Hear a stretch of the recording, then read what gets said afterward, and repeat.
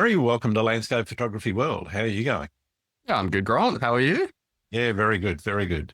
Thanks for joining us. It's great to put a face to the name and to actually get to meet you, even if it is only virtually. Yeah.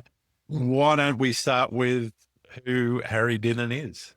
Yeah, you could say landscape photographer, but also assistant cinematographer. I've worked on quite a few docos and yeah, landscapes, wildlife.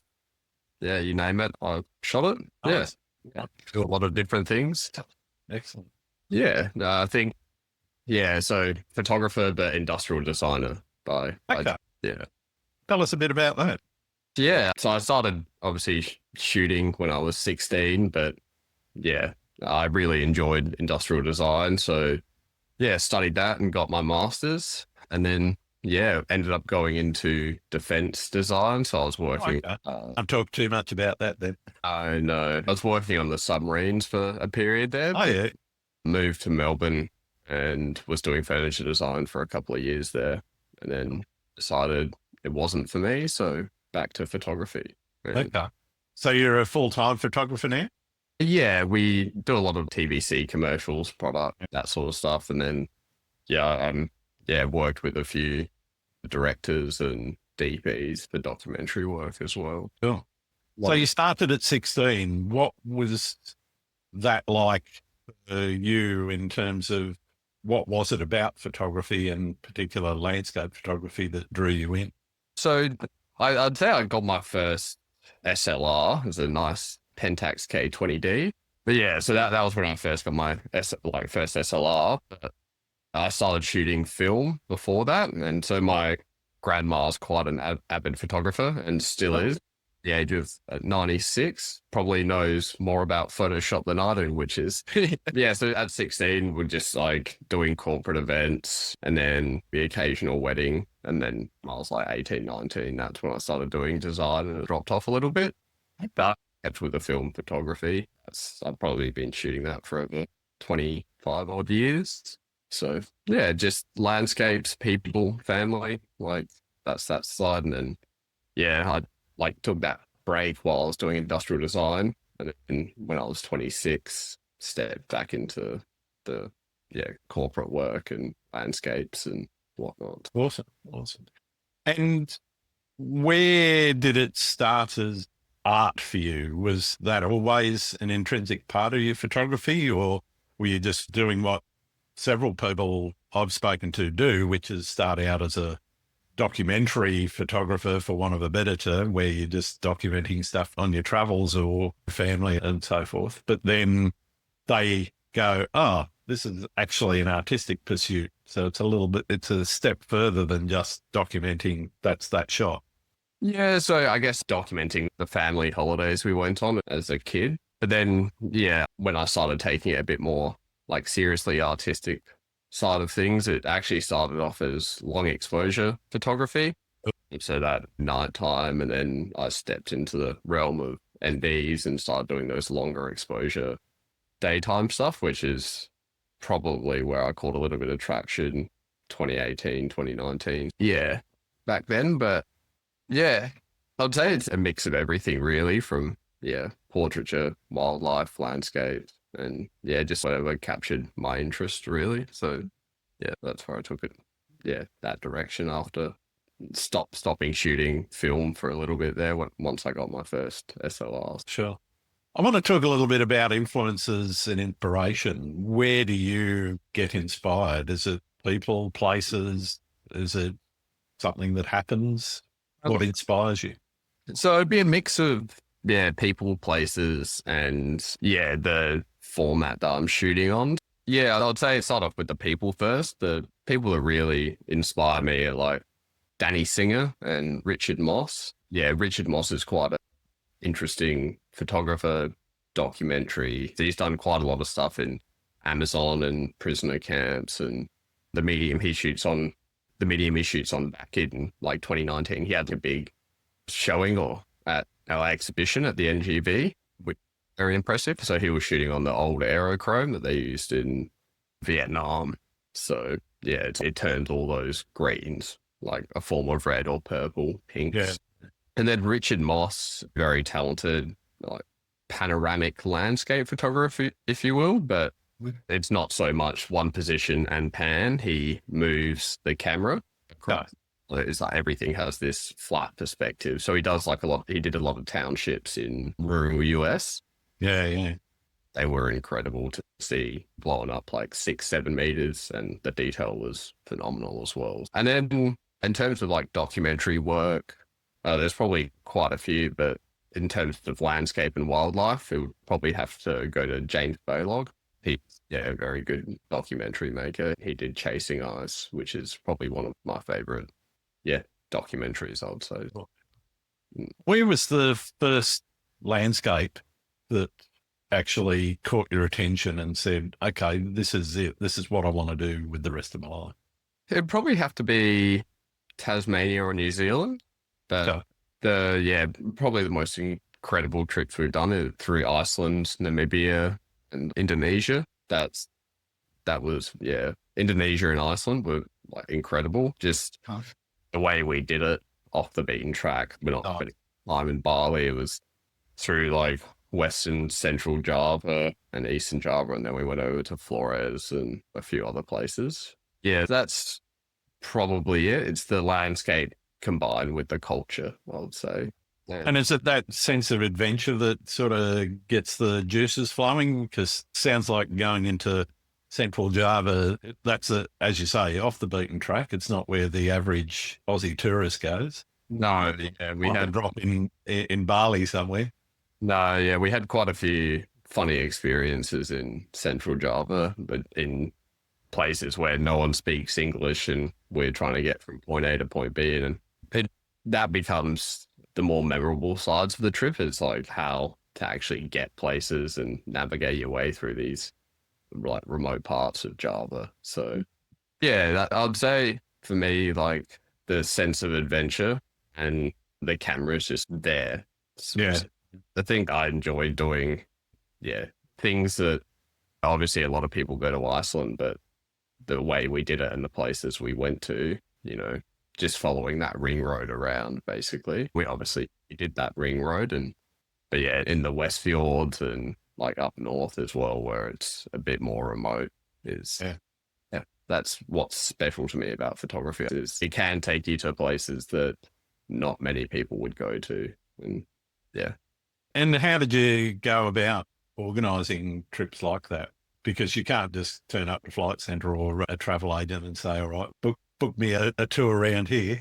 No. So a lot of the planning, I mean, for Indonesia specifically, that was one of our producers. She was incredible planning and doing all that stuff. Hats off to her. But yeah, for Namibia, because we were self-driving and there were some places we stayed, which we did some work for. Sure. Very lovely places to stay. But yeah, it's just, lots of emails, planning, and a lot of these people, especially like the aerial photography that we do, we just chat with the pilots or reach out to hotels because they always have activity centers and people who are very passionate about the areas, whether you're staying there or not, just a phone call or like back and forth emails, and they will generally give you a good idea. So just reaching out, it doesn't hurt. So Definitely not. In terms of projects, do you treat these sorts of trips as a project, or are you doing that more organically? As you say, the camera just happens to be there and you're going off on these adventures. I guess it depends. For Indonesia, we had a few jobs to do. It was pretty small stuff. It didn't really require too much planning. So that was more product work and accommodation. So we can do that very quickly. Namibia was a little bit bigger because we had accommodations, like we were shooting for the car rental, and then we had products on top of that as well. Namibia was like, I just wanted to go there for a while, but the cost of that place and the way we did it was very expensive. So we had to have some income based off, offset that income and back as well. It's like a planned trip, but also it's places we want to travel to. And luckily we have a good client base that is interested in the places we go to and how we capture them. Yeah. No. I guess let's talk a little bit about that kind of work because I think how did you get started in that line of work where you're teaming up with products or teaming up with companies to highlight their work, highlight their products, sorry. And how did you put together that business plan to be able to have the freedom to travel where you want and take the photos you want whilst also earning some money? Yeah. So I guess it's the people that I've shot with in these places. Yeah, we just teamed up and started working with clients. So it's not necessarily myself doing the pitching, it's them. So it's a big team that sort of comes together and there's places that we want to go and we get products in and shoot them at these places. And I think it takes a lot of like-minded people to do this well. If you're spending a month sleeping in a car together, essentially, it's you really need to be on the same page. And I think that's one of the interesting things is in photography with in general, it's a lot of photographers will go to these places with either friends and just shoot, whereas we'll go with some sort of plan and capture the landscapes that we want, all the stories that we want, and then we also get these clients in. It helps being surrounded by like-minded, driven people, which is definitely. You talked a little bit about planning and shooting the places you want. Are you putting a lot of planning in? How do you connect with a place before you photograph it? So there'll be several ways. Obviously, searching through Instagram and finding the exact locations and areas that you would like to shoot. But so you take Namibia, that was probably about 3 months, 4 months of like proper planning and chatting to pilots and people and organizing to get into these places. One of the areas we went to, Damaraland in Namibia, that's where the majority of the desert adapted rhinos are. And it's one of the things I've always wanted to photograph is that I think there's about 26 left in this area and it stretches. It's probably bigger, just this small area, than the state of Victoria. Yeah. A lot of space and not many rhinos. And so just planning with those people, like figuring out a number of days and the hours that we need to be out there. And it paid off because we actually got to see probably one of the only rhinos there with both its horns, and we actually got to see a baby as well, which we were chatting with one of the guides and he's been doing it for 15 odd years and he said he'd never seen that many rhinos or a baby in that short amount of time. Incredible. Yeah, it is incredible. Planning does pay off, so it's well worth spending a lot of time planning. But then I've done trips where I just rock up to a place and get in the car and drive around. So I guess it just depends on if we have client work and if I just want to enjoy the place rather than spend the entire time thinking about where I need to be next or whatnot. Yeah. Which do you prefer? I enjoy both. I think the planned side, you probably come away with better shots and you still get those same experiences as just your place. But then, with an unplanned trip, it's a lot more sense of freedom. You find yourself in, some fun and interesting situations. And you generally come away with a lot more personal stories and sometimes can make it more memorable. But I enjoy both, really. Yeah, nice. What role does personal expression play in your photography and how do you see yourself infusing your own vision into both the corporate work that you're doing, but also your own personal work? I guess for my own personal work, it would be a combination of the place itself plus how I remember it. That can be inspired by other people as well and colors and moods and whatnot. But then obviously editing and shooting for the weather and the scenario. Yeah, I guess, it just comes to how I felt when I look back on those scenes. And then with corporate work, it would be a mix of obviously my style and how I edit, but also you have to edit to the brand as well. Yeah. We do have a bit of freedom when it comes to editing, and yeah, the clients we work with are great. They're very happy with. They're also coming to you because they like the style that you've got. So That's right. But sometimes, yeah, you have to tone it down a little bit and you can't have well, really. it's not necessarily right on brand for them. Yeah. But yeah, there's brands which we've started shooting for and they've completely adopted our style and they'll just keep coming back to it. Wow. And it's nice because we can see, obviously, they're doing a lot of social media work. But yeah, it's nice when you go to their website or their page and you see a lot of your work. Plus, also, I guess their metrics are going up in terms of followers and Nice. so, yeah, it's. How do you deal with the situations when it goes the other way, where they want you to do something that you go, I don't feel right about it? We haven't really, when we've had those things, it's just minor stuff. It's, yeah, not really that whole edit or grade itself. It's some minor things.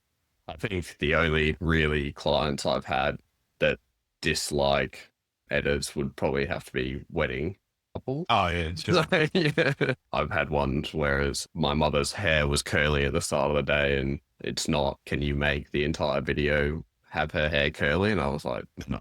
Wow. It's a lot of editing, a lot of CGI. Yeah, no, in terms of commercial work, yeah, we really haven't had, anything like that, which is nice. I think, we have a lot of chats with the clients before handing over the work and give them little snippets and they're always thrilled. Yeah. Nice. How much of your success do you attribute to your ability to communicate? I would say quite a bit and haven't done workshops at all, but yeah, just the stuff I've done with Sony, it was honestly just, I think, my knowledge base and being happy to share it, sharing my experiences. It partially was the photography, but I think it's explaining like process and everything from planning all the way to post-production. It's, a lot of people are quite intrigued, about that. But yeah, the talks I've done, that's where most of the questions really came from. It's like, how do I plan and how do I edit? And then the shooting is, live things. So Let's talk a little bit about the editing while we're there. What kind of things are you looking for in an image first off? And then what are you actually doing to it? Are you spending 10 minutes, an hour, a week on an image? I'm talking about your personal work here, not so much the corporate stuff, because I know the turnaround times on that can be really tight.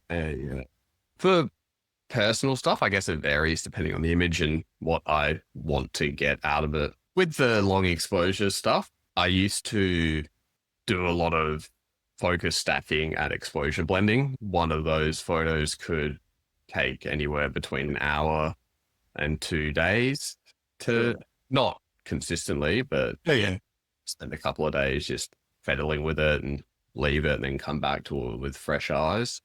The panoramic work, which I used to do, we're talking about a 90 image panorama, which is, shot at. Just in processing time, that's going to take a while. Yeah, the files ended up being somewhere like 20 or 30 gigabytes plus. So it's, that like anywhere between, a couple of weeks to a month, just trying to get the stitching right.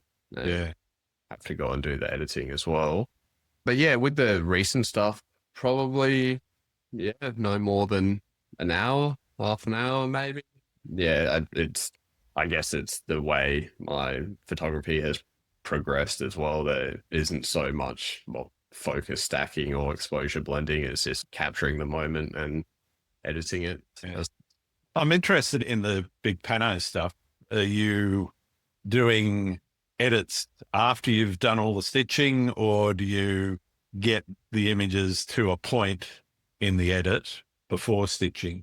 Just interested in the way people do that.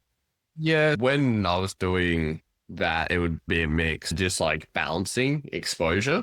Yeah, because that's always an issue in a very wide pano, is you're going to have bright light towards where the sun is and less light at the other end of the pano. So how do you get that balance right? Yeah, so I would do the balancing and whatnot before I started the stitching. Yeah. And like put it into Photoshop, stitch it manually together, and then I would do all the adjustments once it's stitched. So if I'm yeah, just changing colors, temperature, contrast, blacks and whites, that would be, yeah, together. So yeah, just balancing to make it neutral before, and then yeah, the cinematic side, if you will, would be after. Yeah. What about when you get back from a shoot? Are you straight into an edit or and picking the shots that you want to play with, or do you leave things for a little while and come back to them after you, I guess, come back to them with fresh eyes? I guess the photos, if I go somewhere for 2 weeks, I might get somewhere between 10 and 20 like perfect images. And they're the ones I'll pull aside while I'm actually on a shoot and maybe just, yeah, get a quick look. Yeah, do a quick edit essentially and maybe post a story or whatnot like that. But then I would save the actual proper editing for when I'm home.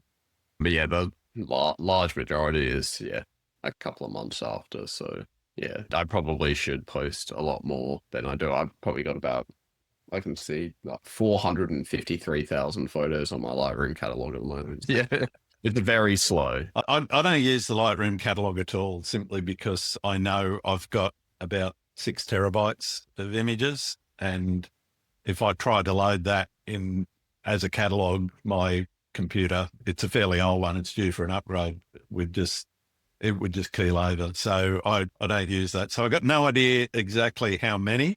I just know around about 6 terabytes is the number.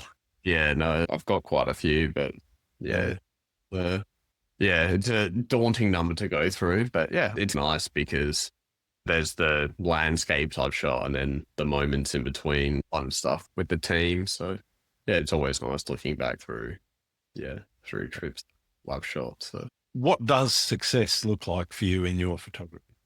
yeah, I guess that's a interesting question. I'd say there's a lot of different factors which I would say would determine success. So I guess I would like to direct my own doco or short at some stage.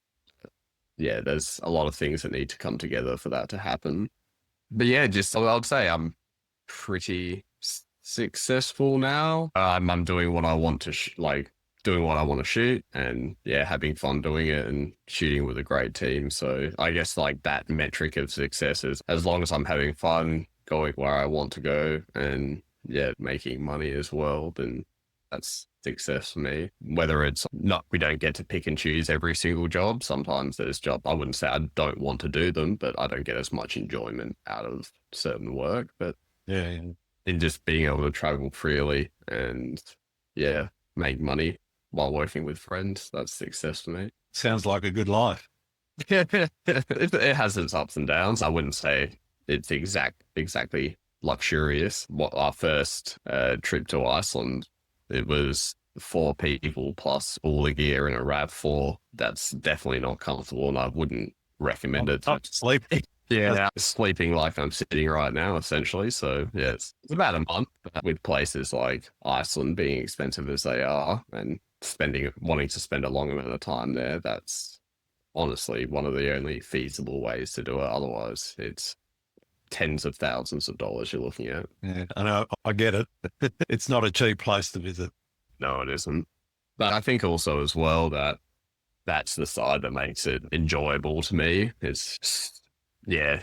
If we went to Iceland together, like we take that first trip again and we'll stay in nice hotels, and it takes away a bit of the enjoyment, I think. Whereas a little bit of being uncomfortable, plus also sleeping under the stars or wet in the car, and yeah, it's like a very close bonding experience. But you come away with more stories, more memories, and yeah, out in nature a lot more. So I think. I imagine you find it really stimulating doing that sort of collaboration where there's a bit of interdisciplinary work going on with documentaries and filmmaking mixed in with the photography. How does that feel for you? And have you ever looked at other forms of art like painters or musicians or something and looked to collaborate with any of them? I guess like I have done, it wouldn't be photography work, but it's helping artists with like using photography tools. So, whether it's like time lapse painting type work. So I'd say I've collaborated with artists, not so much musicians. Yeah, before I got into photography, I was actually a roadie for a little bit, so lighting a very toxic environment. But yeah, would say I've collaborated with a few artists, but whether it's them painting my work or yeah, helping them with a exhibition, installation, whatnot, that yeah, Nice. that would be that. And how do you think landscape photography has helped you grow or change as a person? I wouldn't say it's photography itself. I think it's the situations that I've put myself in due to photography and TV work. Yeah, you can take anything from Indonesia or Namibia, but there was a lot of few situations there, whereas you need to have your head screwed on a little bit and yeah, be a bit more aware about what's going on. They're not dangerous places, but if you're lugging around a lot of camera equipment, it can become a bit sketchy. But yeah, I just think it's the places I've been to due to photography that has made me grow as a person, I guess, and a bit more understanding. We were far north Namibia, and there was we were visiting quite a few of the like Himba tribe up there. So Yep. for photography work, but it turned into just a long conversation with them, and we didn't actually really take too many photos. We were just talking about life. Obviously, having a translator there because they don't speak English, but it's I think that is like the more special side of things for me. It's we actually have very similar lives despite the living situations. So same problems and same yeah. It's I think that's probably where I've grown as a photographer and a person more as understanding your subjects that you're shooting. Some people might just blow in there and get them to pose and just photograph and leave. Whereas I think the special side of it for me was actually, having a long conversation with these people. Yeah, but actually spending time with them. Yeah. And it's, quite interesting. It's the same humor. And so it's nice actually sitting down and chatting with your subjects and whatnot. That was more of a memorable one because we, spent quite a bit of time with them, and it ended up just being chatting and conversations rather than a lot of photography work and getting them to pose. We got some great photos, but I think like having conversations with them and it's like one of the girls there had a leg infection and we were treating that a little bit. And then it became a bit more like just friends photographing friends, and they became a lot more comfortable around us, I think. So we got a lot more of a personal interaction, which is nice. Awesome. What's your most memorable shoot and where was it? There's a few. It'd either have to be Namibia or Tonga, I would say. Yeah. Or Iceland. There was like, a few memorable moments, but not so much the photography side of things. I'd probably say the most special moments I've had while photographing would probably have to be Namibia when we were with the rhinos. Yeah. Also Tonga last year. We actually were quite lucky, and you've probably seen it. We got to see that albino humpback whale. I saw that. Yeah. So, that was like, one of the most incredible things I've seen. So we weren't like the island we were staying on set some rules that you weren't actually allowed to swim with it because on the other islands they had been chasing this thing to photograph it. But then it came to where we were, and we just let it do its thing, watched it from the boat. I got a couple of drone shots, but Nice. in and out within like about a day. So it was honestly just one of the most incredible things to see. Yeah. Also just photographing humpback whales in general. I've done sharks and whatnot, but free diving with these huge things underwater is They're incredible. Yeah. ones. And then in terms of like TV work, we've done like a few documentaries, and just the process and the person we were shooting had an incredible story. He's a 96-year-old pro tennis player from the Ukraine. Oh, wow. A lot of stories, and it's great listening to him, really. Fantastic. What about sketchy experiences? What's the worst experience you've had while out shooting? Or we had a run in with a couple of elephants in Namibia. That was coming back from a shoot at night time, and we were driving through dried up riverbed, and yeah, I could see the elephants on the right hand side of the bank, and then there was a couple on the left as well. But I didn't realize the kids and the parents had split because Oh, no. Yeah. so we started driving, and then as we went to go drive through them, that's where you see a big elephant bull charging towards your Land Cruiser, and you have to chuck it in reverse. Yeah, that was pretty sketchy. Probably hiking through Indonesia as well. There was a couple of moments as well where we had a guide with us, but he had obviously done this route a lot of times, and we got about 25 kilos on our back. He probably had more actually, but yeah, he just turned around, and just goes, "Oh, hold on," and then he disappears around the corner, and then you're holding on to a little bit of bamboo that's wide to a cliff face, and it's about a 400-meter vertical drop. So yeah, there isn't much room for error there. But yeah, I'd say I've had a lot of sketchy moments, but calculated risk. Yeah. To most people, they're like, "You're insane." And yeah, to me, it's like, it's all right. Yeah, I should get out of this alive. But Clearly you have. bumps and scratches, but yeah. What's your favourite spot that you like to shoot? And I don't mean exact locations here, but where do you keep going to get a shot when you feel the itch? Lately, if we just talk about South Australia, it's probably like the Flinders Ranges, Eyre Peninsula. Yeah, Peninsula it's great. It's like rugged and wild. It's lovely coastline, and not too many people venture out that way for Tonga, especially. So it's good. It's a different perspective and a lot of inspiration out there. I surf as well, so I'll keep getting drawn back to that place. But yeah, I think it would probably either have to be Tasmania or Tonga, really. Tonga's just got, the water clarity is incredible, the reef systems, the fish and everything you see there, from the leopard sharks, tiger sharks and whatnot. It's pretty special out there. I think that's one of the things, like, from growing up in the, like, by the ocean since Nipper, was a young kid. Yeah, I've always connected with the ocean. Yeah. So I think being able to take my photography underwater and do that is a pretty special thing for me. And then there are a lot, but yeah, there's not a lot of photographers that really venture out to Tonga. You got your Craig Parrys, and there's that group that always go over there every year. But yeah, it's just special to me photographing underwater. It's not just you can pick up a camera and jump underwater and expect to take good photos. You have to have some sort of experience in scuba diving, or it's not just photography itself. It's a whole bunch of skills that have to come together to actually make. Yeah, that's.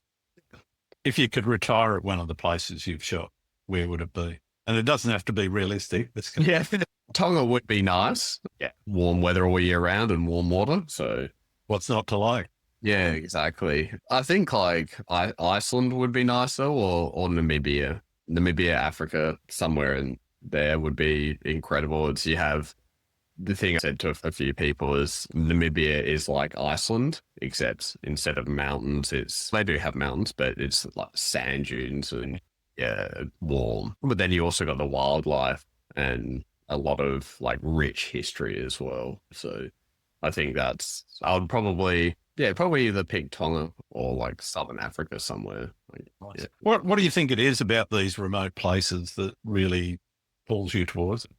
I would say, I would say it is a mixture of culture, landscape.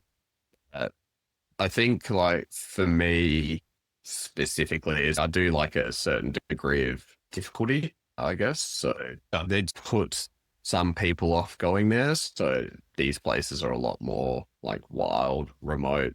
And I think that's what I like about it. Anyone can go to Iceland and take photos around that ring road, but it's like finding places in the highlands or the West Fjords that, yeah, that interests me a little bit more. It's, yeah, difficult getting there and navigating through it. But then, yeah, once you actually do it, it's a bit more special and quiet. You can go to Foss and there's a few thousand people standing in front of the hall. You can go somewhere in the highlands and you probably won't see another car or another person until you leave that area. I think, yeah, I think that's... Yeah, you don't see a lot of shots from the Central Highlands there much at all. There's a few people that get in there and get some nice shots, but it's very rare to see. Yeah, yeah. And a few people that we have seen up there have either been waters up to their door and they're sitting on the top of their car and it's flooded and in with a rescue crew and yeah, it's, yeah, I do like those remote places. It's, yeah, not obviously not as much photographed unless the locals go up there and do it. And yeah, it's just, yeah, a more memorable experience.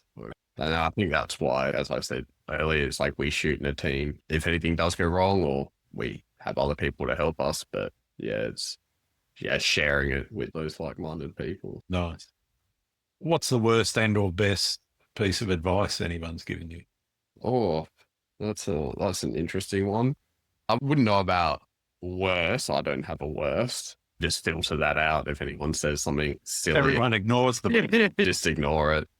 But that's just crap. I'm not thinking about that anymore. There's a lot of advice I've been given over the years, but I think one that wasn't given to me directly is the Elliot Grafton, and there was a few others there doing a talk. He launched a short about Namibia, or traveling through Africa, sorry.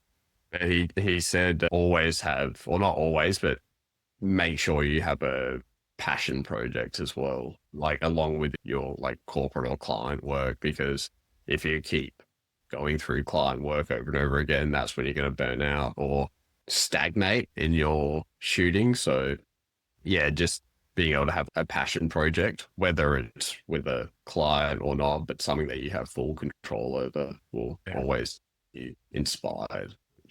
Do you find your client work tends to be more process driven? You've got set ways of making sure that you're efficient, because almost always with a client, there's usually a very tight time frame to get stuff back to them.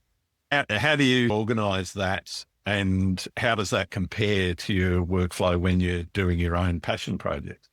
So yeah, with client work, it's obviously tight time and budget. So yeah, you take the car stuff that we do, there's like certain shots which we will reuse. Yeah.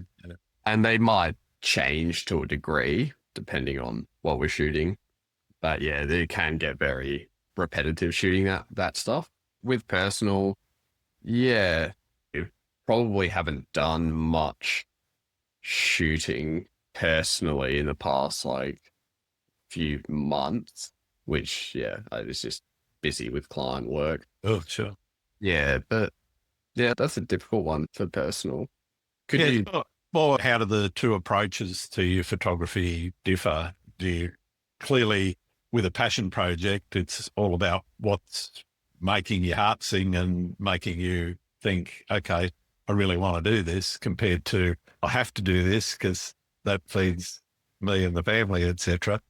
So I've got to go through, and I don't know about you, but for me, I tend to it's not formulaic all the time, but you tend to put in similar processes, and you tend to have a process so there's organizing the shoot, there's doing the shoot, there's getting the edits and everything done. And the edits usually depending on what it is, they don't differ a great deal from one another. So if you've, say, taken 100 shots for a car ad or something, you're going to process them in much the same way, because you are going to look for that consistent look.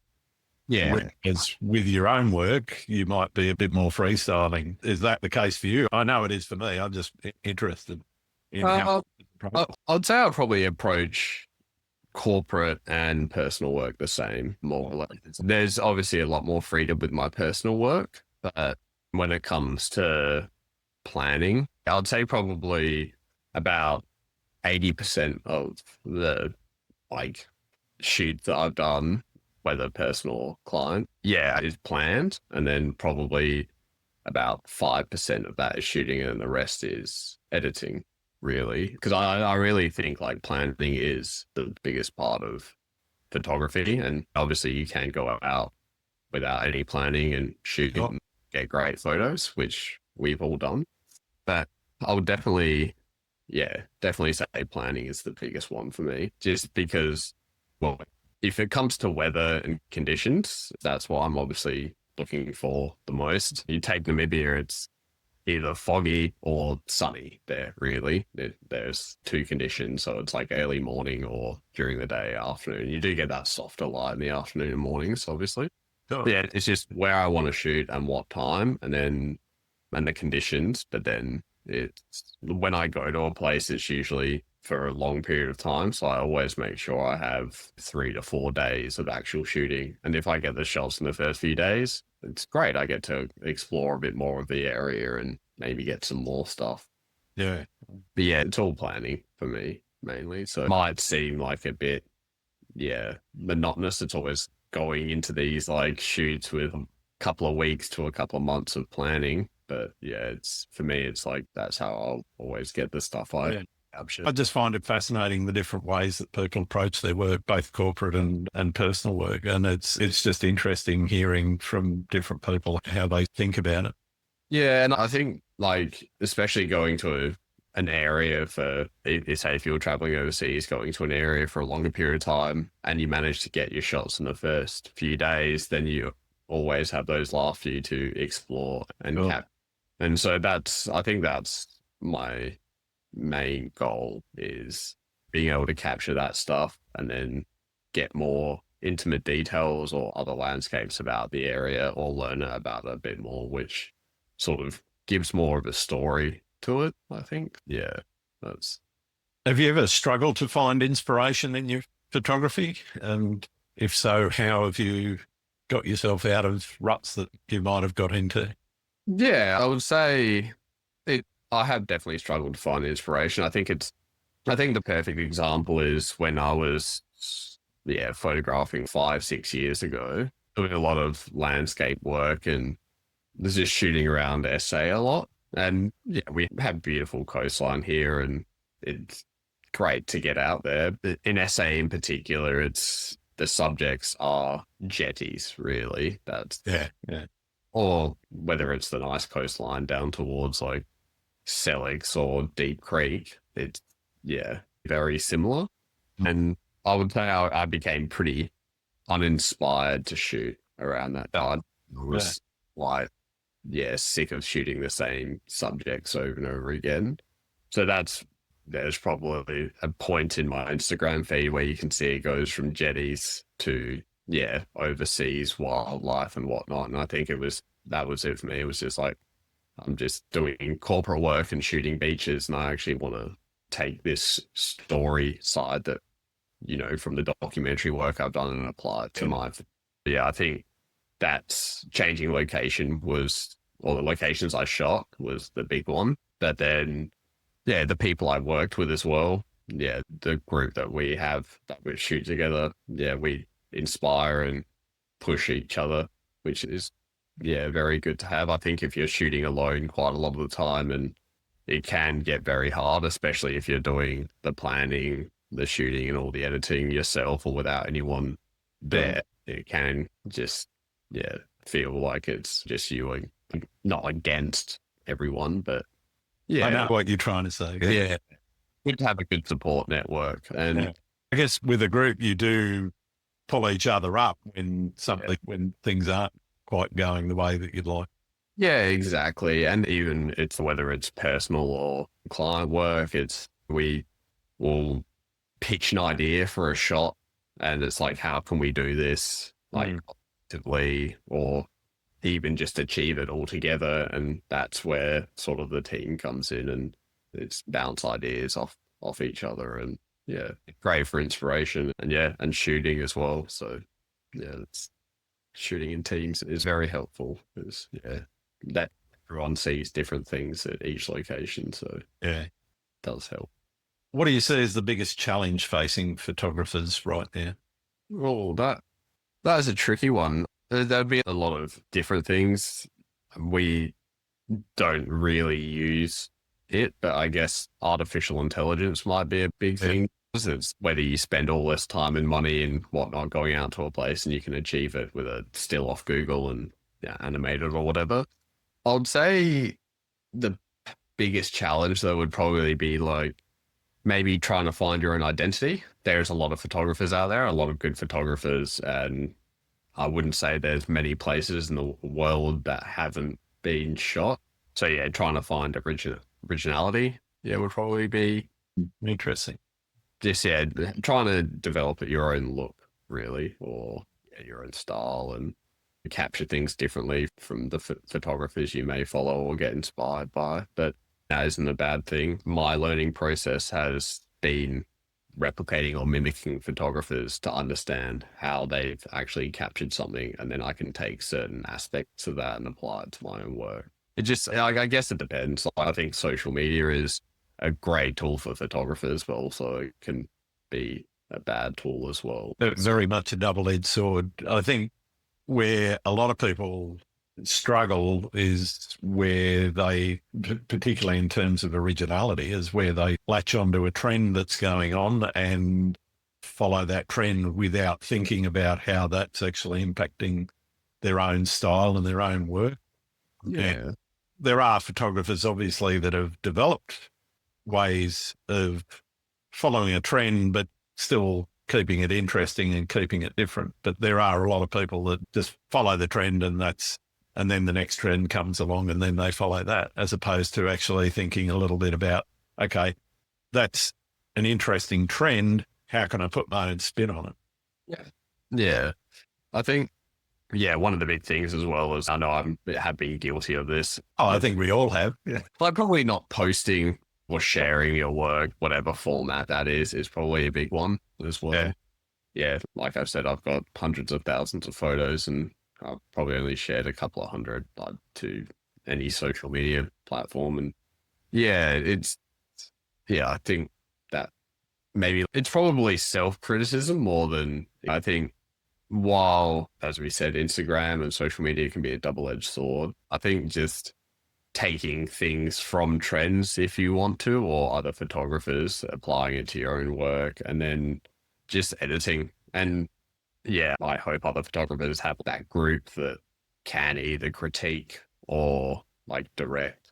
Yeah, like you to produce like a better final image is a very important thing. So Yeah. Yeah. I think that's probably one of the big things, like especially our team is it's criticism, but it's, yeah, what would be the word? It's criticism and it might come across as producing bad work or this looks terrible, but it's like they're also, yeah, helping direct you. And constructive criticism is difficult, but if you know how to do it, you can actually help the person that you're doing the critique on to improve their work. And it's not about just pointing out, oh, that's bad. It's about saying, okay, here's how I would do this. And it might be not, don't copy what I'm saying or doing, but giving that critique in a way that people can actually take on board the feedback that they're getting and not feeling bad about it is probably the most important part.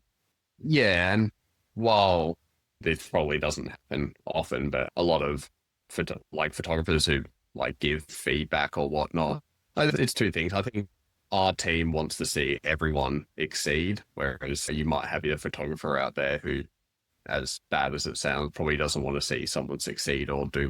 No, Yeah.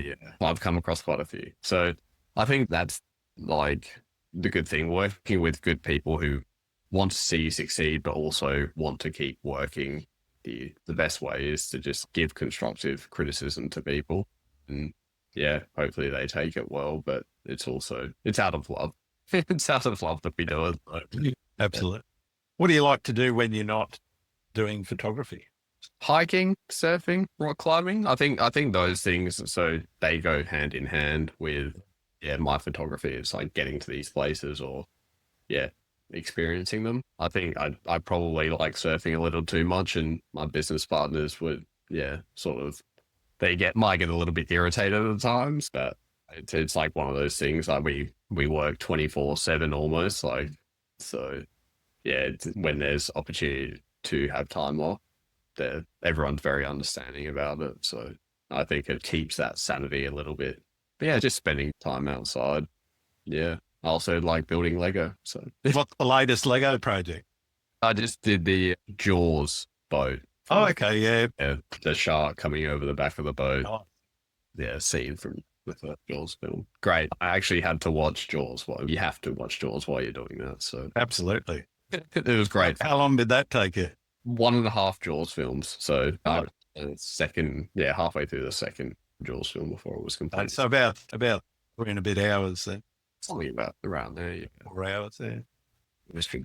All right, we're just about done. I've got a couple of questions for you. One, you've already named a few fantastic photographers, but who else do you think I should be talking to on the show?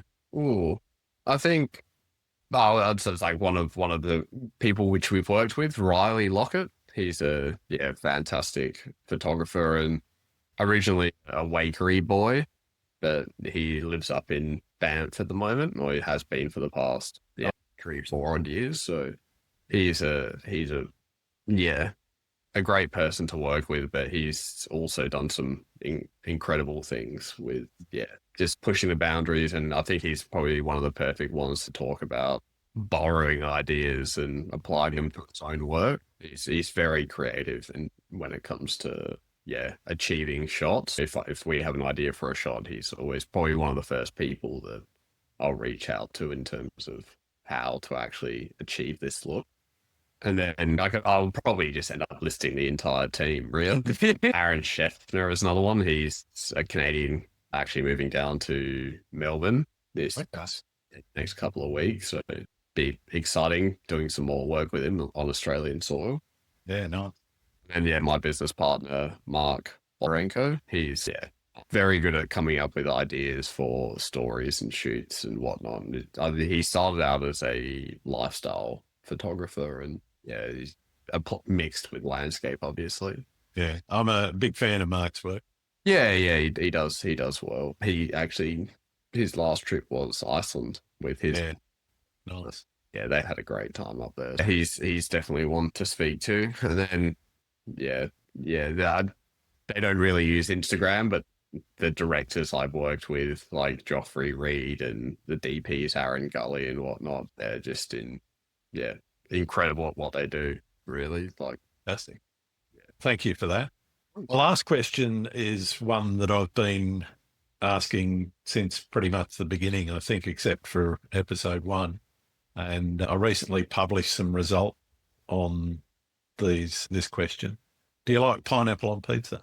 It's a love-hate relationship, really. Warm weather, pineapple on pizza is nice, but if it's, I guess if traditional pizzas, like I'm a margarita type person, I would say 99.9% out of the time, I probably wouldn't have pineapple on pizza. Fair enough. Okay. That makes sense. It's good to enjoy every now and then, but it's not an everyday food.